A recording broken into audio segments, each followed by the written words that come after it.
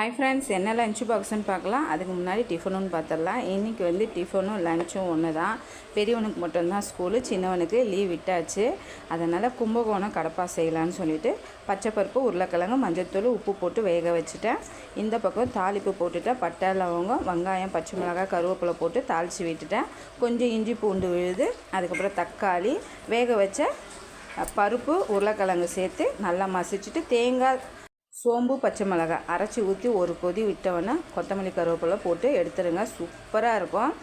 அதுக்கப்புறம் வந்து பூரிக்கு மாவு பிணைஞ்சி வச்சுருக்கேன். எண்ணெயும் வந்து உங்களுக்கு ஹீட் பண்ணி வச்சுருக்கேன். பூரிக்கு எப்பயுமே 1/2 கிலோ மாவுக்கு 1 ஸ்பூன் ரவை போட்டு உப்பு போட்டு பிணைஞ்சி பாருங்கள். நல்லா புசு புசுன்னு வரும். ரொம்ப நேரத்துக்கு நமுத்து போகாமல் இருக்கும். எண்ணெயும் ரொம்ப குடிக்காது. பூரி சுட்டாச்சு. இப்போ பெரியவனுக்கு ஃபஸ்ட்டு வச்சு கொடுத்துட்டு டிஃபனை கட்டிடலாம். அவனை நான் கேட்டேன், நான் பூரியே எடுத்துகிட்டு போகிறேன்னு சொல்லிட்டான். இந்த வீடியோ பிடிச்சிருந்தா லைக் பண்ணி ஷேர் பண்ணுங்கள்.